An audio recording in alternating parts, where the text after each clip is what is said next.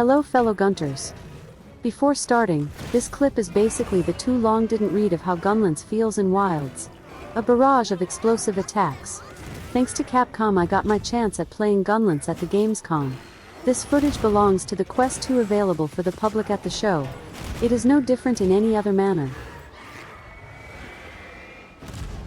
Before Wilds you felt like every tool of the weapon wasn't really connected. Here is no longer the case, and you can see how you basically can combo front any move.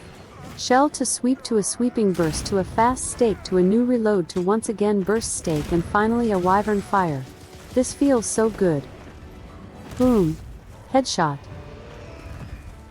The objective of this video is to try to answer all the Gunlance oriented doubts I have received from places like Twitter or the Gunlance subreddit.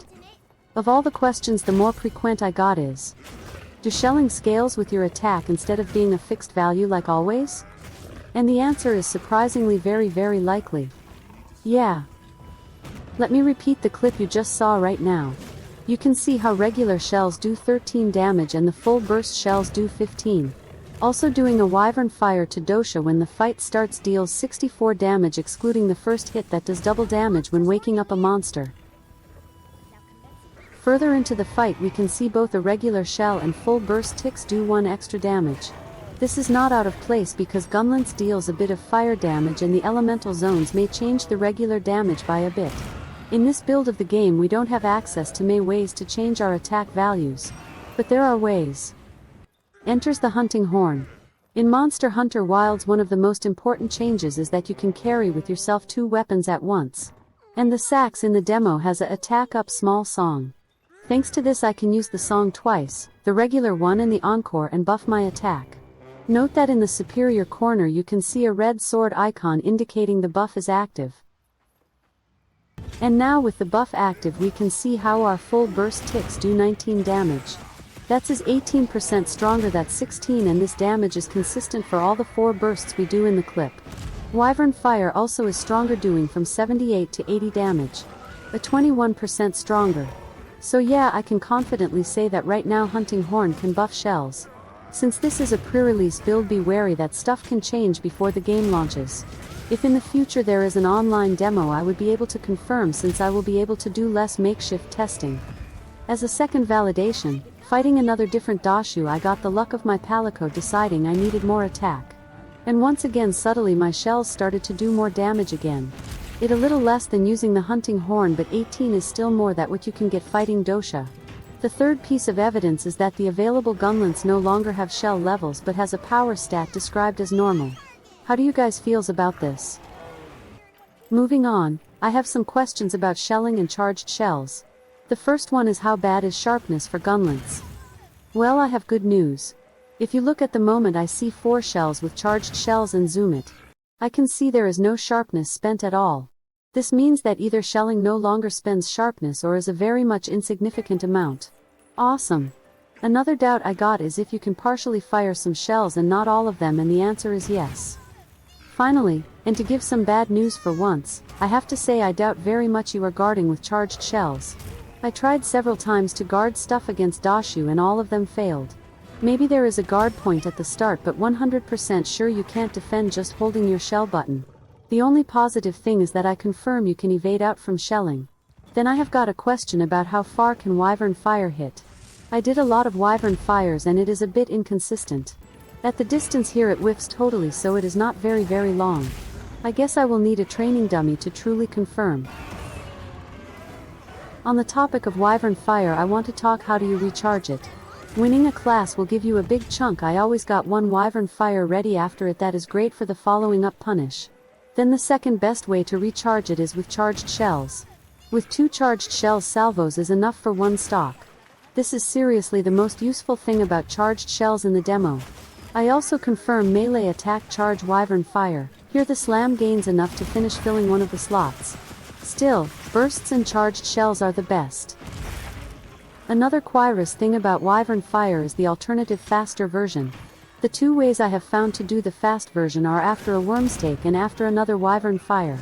I'm 100% sure the regular wyvern fire has no immunity for most its duration.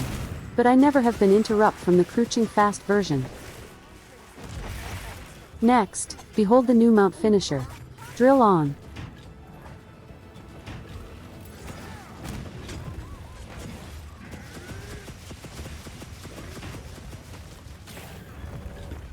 About the attacks you can do from secret, you can use in slow and bad upswing while ridding. Then for dismounting you can go into any of the aerial attacks, these including the air slam that like in Monster Hunter World recharges all your shells. Also, after landing you can full burst and or use a sweep. Remember then in Monster Hunter Rise the air slam didn't reload any ammo. Talking about reloading, it is gone the misfire animation if you try to shell without any ammo.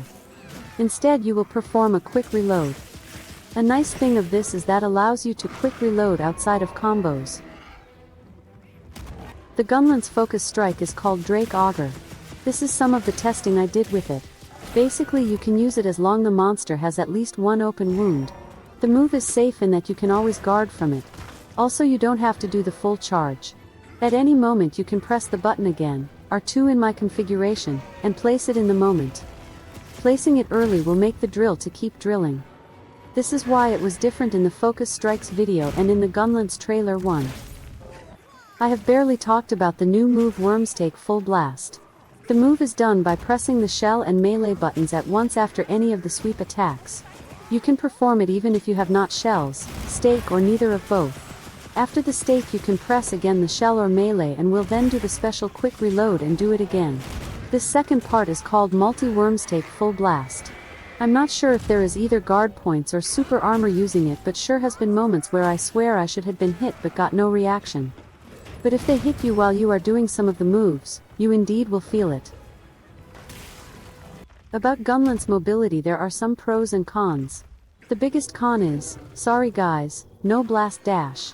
We are back to the little steps. Or maybe not. One of the biggest new tools of the Gunlance are that you can hold any direction and shell. You move in that direction and this is a great tool for positioning or evading damage. After a shell you can also attack in any direction and will perform a new moving sweep. You can follow up this sweep with either a fast stake or the Wyrmstake Full Blast move. Because this move, you can't no longer do shell stake, but shell sweep stake is much faster and safer. I confirm I haven't been able to use any kind of slow stake in Wilds.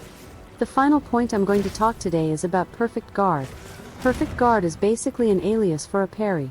It totally works like parries in games like Sekiro, where if an enemy impact just when you have hit the guard button, you will do the parry.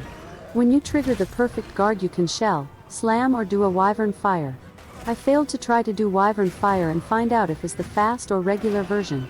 The very best change about the guard in Wilds is that is not like in World and Rise in that you had to recover from your attack to guard, but now you can combo into guard. This is wild because makes Gunlance infinitely more safe to use, and the follows up also allows for better offense. If you perfect guard some attacks you also will go into the class we talked before. The most fun thing is that you can even guard into guard and get a perfect parry. I mean if you are holding the guard but see an attack incoming you can tap the guard and be able to parry it. And guys, all this is all I can talk for today.